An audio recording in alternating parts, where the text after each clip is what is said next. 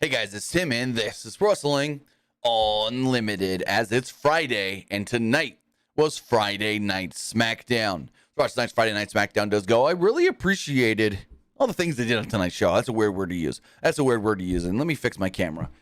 I bumped my desk. Oh, wrong way. And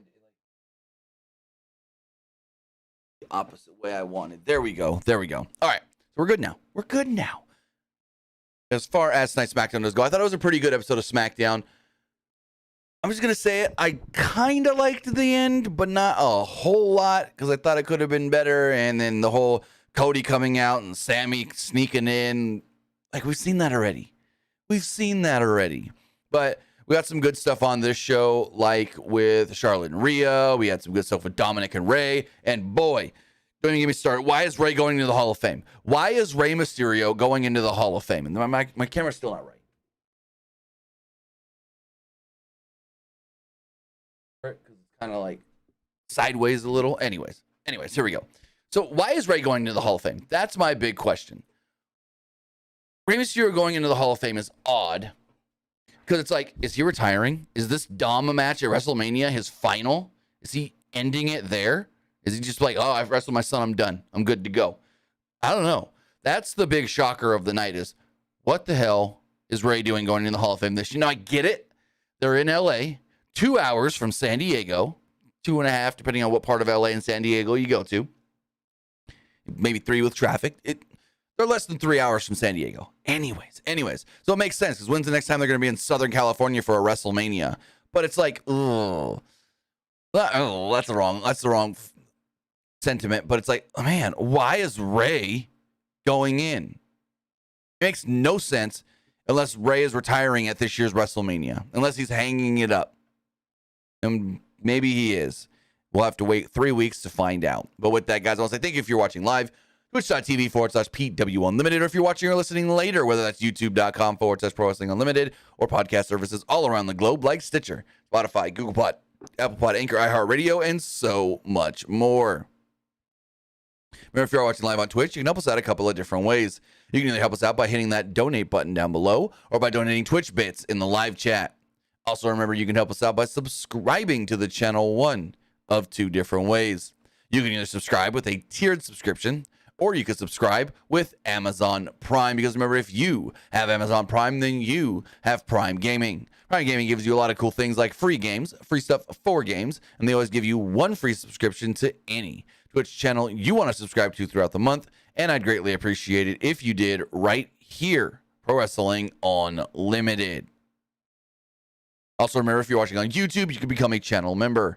As a channel member, you get early access to news, early access podcast episodes, early access non-news videos, and so much more. And finally, head over to the Epic Games Store. Head over to the Epic Games Store and buy something. Whether you're buying a new game, whether you're buying an old game, whether you're claiming one of the free games or getting bucks for Rocket League, Fortnite, Fall Guys, or Rumbleverse, use our code right here, PW Unlimited at checkout, and you will be supporting us at no extra cost. Remember, use code PWU NLIMITE at checkout, and you'll be supporting us at no extra cost. You're getting into the new season of Fortnite that just dropped that looks super dope. Well, use this code. Use this code right here to get in when you buy the Battle Pass. I did. You guys can too. As far as, come on, off the screen. There we go. As far as SmackDown does go, it opened up with a just fantastic video package recapping the end of Monday's Raw with the Usos and Sami Zayn. And subsequently, Cody Rhodes coming out at the very, very last second as well. But the way this thing was edited, where there was the drama of the match between Jimmy and Sammy, and they're going, bum, bum, bum, bum, and Sammy ends up winning. And then the music changes, and it's the emotion of Jay face to face with his brother for the first time since Elimination Chamber, Royal Rumble, a while.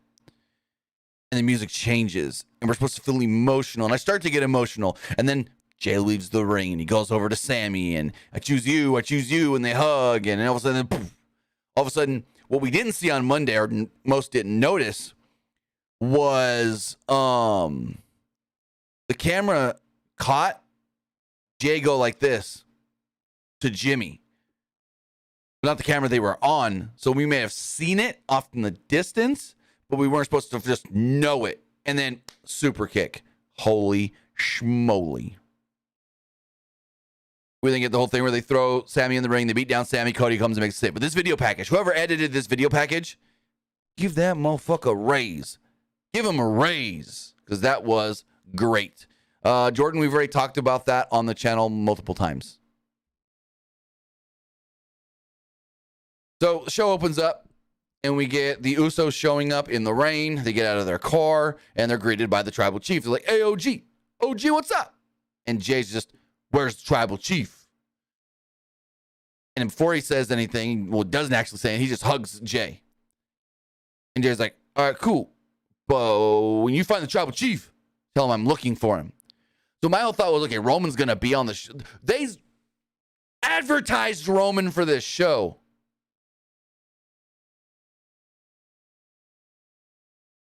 And we got no Roman. They literally advertised Roman for this show. Like, we can go, where is it? It's probably not up anymore. We'll be able to find it. Hold on. Look, go to WWE.com. The main graphic for this show on WWE.com. Now, is that not Roman Reigns? Is that not Roman goddamn Reigns? And when you click into it, it says Jey Uso returns home. It says, let me read it to you. This past Monday on Raw, Jey Uso stunned the WWE Universe when he returned to hit a super kick on Sami Zayn before leading to a vicious 3-on-1 attack on the one-time honorary Uso alongside his brother Jimmy Uso and Solo Sikoa.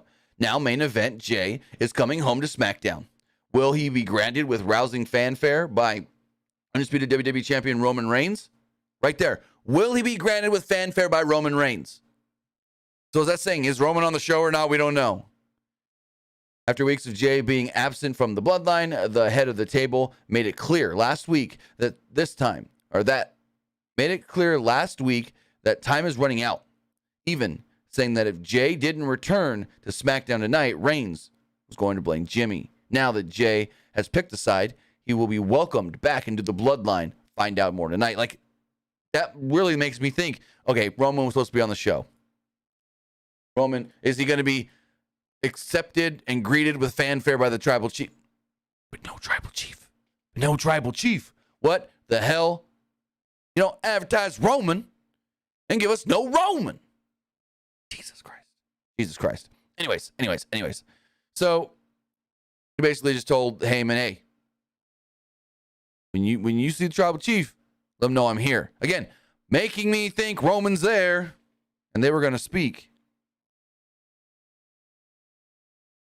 So, regardless, they then tell us that a six-man tag team match between Legado del Fantasma and Judgment Day will be taking place tonight. Viking Raiders will take on Braun Strowman and Ricochet, and then we get the big match. Well, actually, first, Kayla Braxton approaches Paul Heyman. No, Jey Uso, and that's why he turned on Sami Zayn. Jay said, don't worry, I'm going to address all of that later tonight.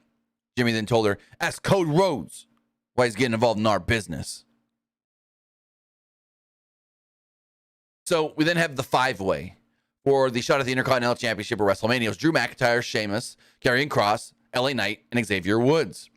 And they did what was called a controversial finish, which they might do again next week. Anyways, Kross and Knight worked together early. And Drew and Sheamus even went face-to-face briefly early on. As they argued, LA Knight and Karrion Kross, well, they jumped them from behind. Kross and Knight worked on for Woods for a little while. Remember, Woods is filling in for Kofi, who's dealing with an ankle injury. Sheamus then pulled Knight out of the ring, but Kross came to the rescue. They worked together to take out McIntyre and Sheamus at ringside. McIntyre then fired up and took down the heels. Knight and Kross took out McIntyre again. That was followed up by Sheamus, who caught them off guard with a flying crossbody. Kross then caught Sheamus in a half crab as Knight hit a neck breaker on McIntyre. Kross then broke up Knight's pin attempt, ending their alliance. Knight and Kross then turned on each other, going at it. The door then opened for Woods to run wild.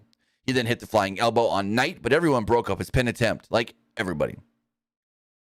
As they cut to a commercial break, Gunther and Imperium walked out on the stage to get a closer little look at the festivities going on in the ring. Cross then caught McIntyre after the break in a tree of woe and climbed to the top. As Knight leapt up and hit a super kick on Cross, McIntyre caught Knight with a German suplex. McIntyre was firmly in control, but Knight quickly took over. Sheamus then recovered and hit a slam on Knight. He then hit a 10 beats of the Bowdrin on Woods, Cross, and Knight, never hitting it on Drew. Sheamus then went for a bro kick on Knight, but McIntyre cut him off. They did a controversial finish where Sheamus hit a bro kick on Woods and McIntyre hit a Claymore on Knight, and then they went for the pin at the same time. The exact same time. 1, 2, 3. Crowd starts chanting, triple threat, triple threat, triple threat. But neither guy seem happy with the finish. We get a little arguing here between Sheamus and Drew McIntyre. Give me 1 second to respond to a message.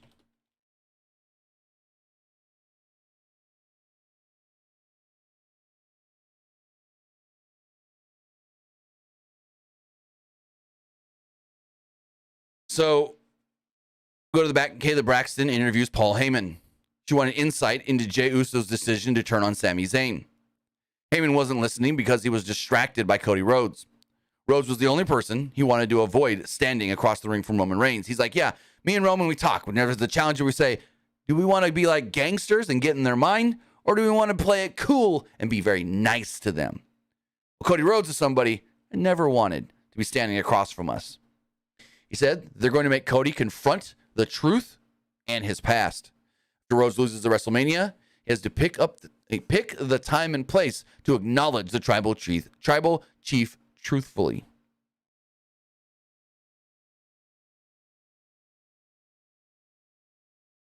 So Drew McIntyre and Sheamus are arguing in the back. They're like, oh, I should be the winner. No, I should be the winner. Oh, I should be the winner. And yeah, they keep yelling at each other.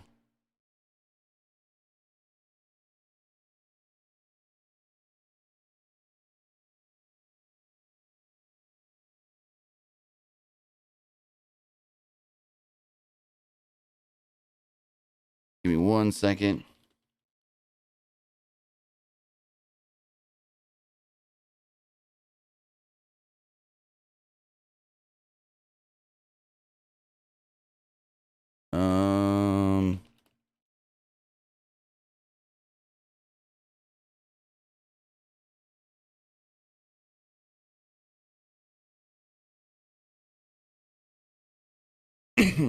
So they tell us right before we go to break here, they say, next up, we will announce the first inductee into the WWE Hall of Fame class of 2023. We then come back. Michael Cole and Wade Barrett are talking about the Hall of Fame. They're like the night before WrestleMania and this and that and blah, blah, blah. And then they say, and now the first inductee into the 2023 Hall of Fame class. And I'm thinking it's either Batista or Great Muta. Batista's name has been swirling around. They're in LA, Hollywood guy. But all day, they've been doing there's been rumors and reports of Great Muta's going in. Great Muta's going in. And then all of a sudden we hear, and we see the masks. And I'm like, Ray's mask. No, that's not a Muta mask. That's not a Muta mask. Oh my God, Ray is going into the Hall of Fame. What is going on? I'm like so baffled. I'm still baffled. And they're like, oh, yeah, Rey Mysterio is going into the WWE Hall of Fame. Huh? Beth Irvin then says, ladies and gentlemen, the first inductee into the WWE Hall of Fame class of 2023, Rey Mysterio. And Rey makes his way down to the ring, takes his time, and the crowd starts chanting, you deserve it. Before Mysterio can even say anything, as he's got a mic in his hand, out would come Dom in the Judgment Day, though. Dominic couldn't believe that Rey was being honored like this. He said all the birthdays and holidays that you missed doesn't make you a Hall of Famer. Doesn't make you give you a Hall of Fame career. Dominic then noted that Rhea Ripley's right. I should be ashamed to be your son. This would then lead to the Legado del Fantasma making their way out to the ring as well. Escobar said, hey, don't disrespect your father. He said, Rey might let things go, but I don't. Supposed to have a 6-man tag later on tonight, but screw later on tonight. Let's do it right now. We did get Judgment Day versus Legado del Fantasma. Match went just a little over 9 minutes. I really liked it. So they worked a fast pace, and everybody worked very hard. You could tell they were trying their damnedest. Even the people at ringside, Zelina Vega, Rey Mysterio, and Rhea Ripley all somehow played a part in this as well. The Judgment Day was firmly in control early as they isolated Cruz del Toro on their side of the ring. The faces recovered and worked together to cut Balor off from his corner. Priest then rocked Del Toro to regain control. The heels beat down Wild on their side of the ring and knocked Escobar and Del Toro off the apron.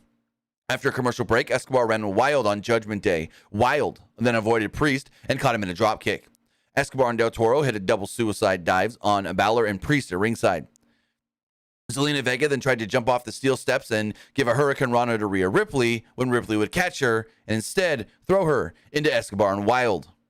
Ray then got in Rhea's face, and this led to Dom hitting a sliding drop kick, or a baseball slide, if you want to call it, basement drop kick. There's multiple different names for this move.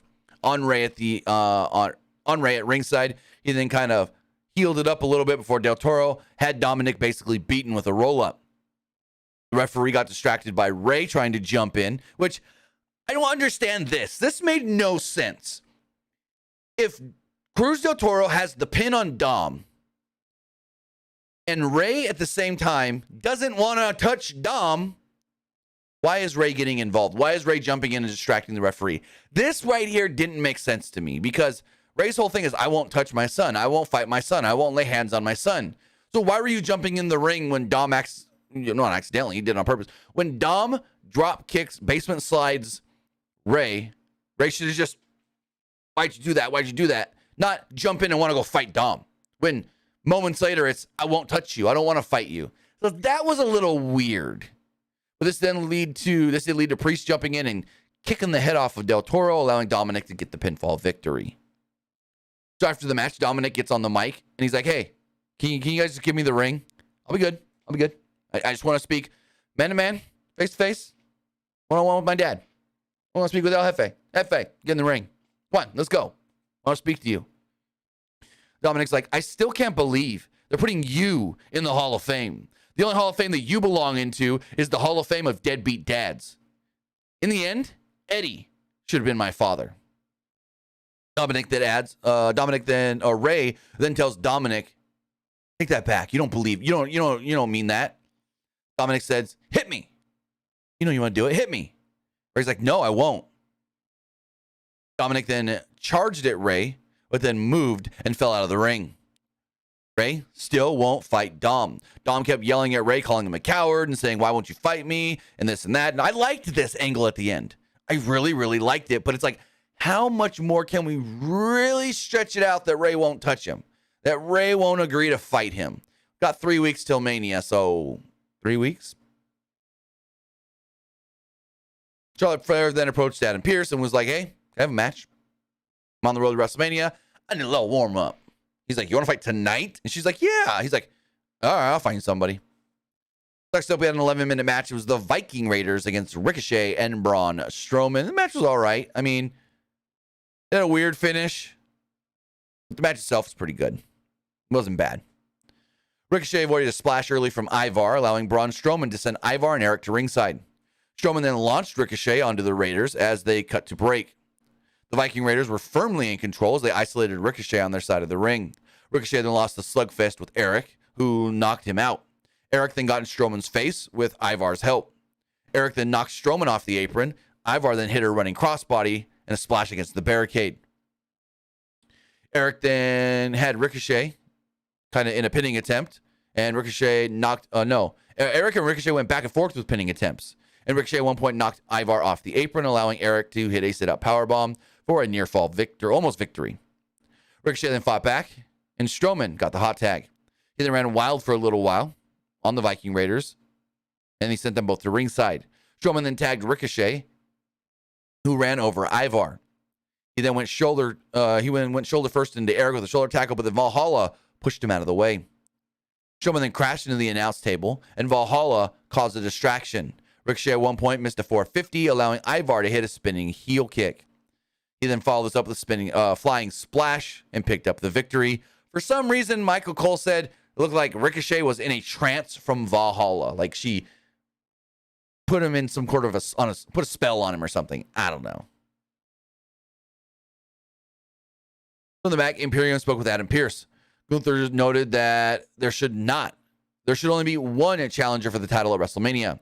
Pearce agreed and said that's why next week, Drew McIntyre and Sheamus will fight, and the winner gets you at WrestleMania. One-on-one next week, and then one-on-one with you at WrestleMania. We had an 8.5-minute match next. It was Charlotte Flair against Shotzi in a non-title match. I felt like they dragged this out a little bit, to be honest.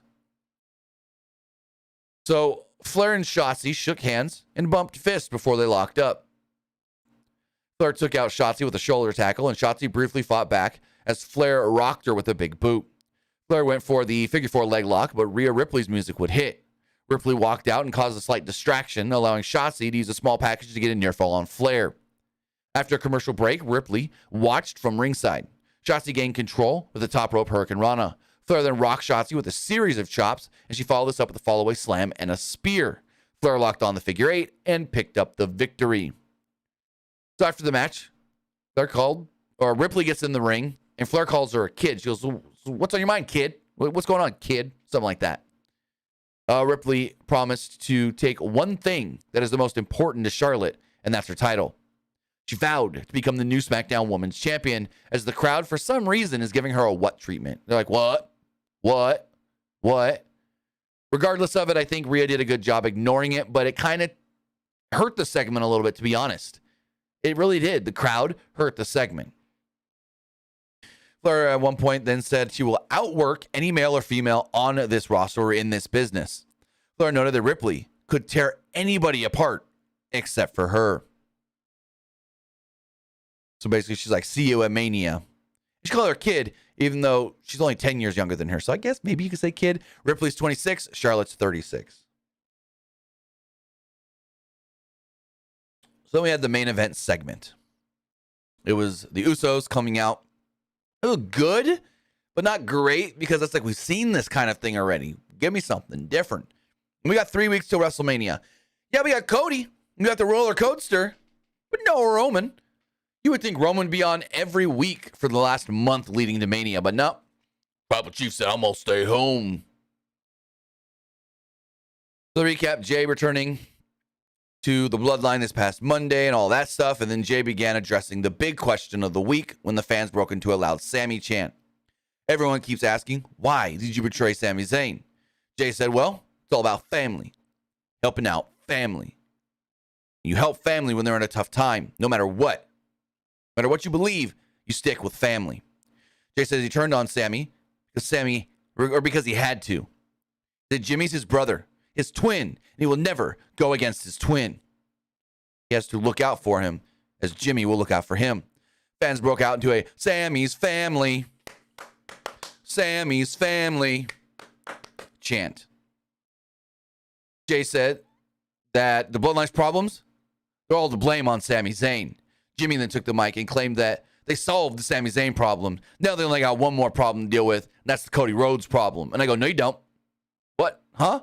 We're just going to forget about KO? What about the KO problem, Jimmy? This is when Cody's music would hit. Rhodes would walk out and noted that he kept hearing his name. And the fans broke out into a Cody chant. Yet that the fans, they don't want to listen to you guys talk. They probably just want to see us fight. Jimmy promised to injure him, just like they injured Sami Zayn. All of a sudden, well, Sami would jump in the ring wearing his black hoodie and attack. He tackled Jay, and a brawl broke out. Rhodes and Zayn then fought the Usos off all around ringside and back in the ring. No solo either. Rhodes and Zayn then cleared the ring, and they celebrated together as the show went off the air. Basically, Rhodes raised Sami's hand as the officials held back the Usos. It was a good segment, but it felt a little cold as far as we've seen all this. Who cares? No KO to build up whatever that's going to be. They're dismissing Kevin Owens entirely, actually, and no Roman to build up Sami or Roman and Cody. Like, if you're going to build up Roman and Cody for the title, why isn't Roman there? Why are the Usos there? It's a little baffling that we're building up this big ass WrestleMania match, this main event for night 2, supposedly night 2. Yet your world champion can't even be there. 3 weeks out. Now I get it if it's 6 weeks out, maybe we don't need Roman yet. But when you're 3 or 4 weeks out, he needs to be there every goddamn week. Just saying. But with that, that is everything that did take place tonight on Friday Night Smackdown. Overall, a good show, but some questionable things. Some interesting, like, oh, why'd they do that? Why'd that happen? And not a big fan of that.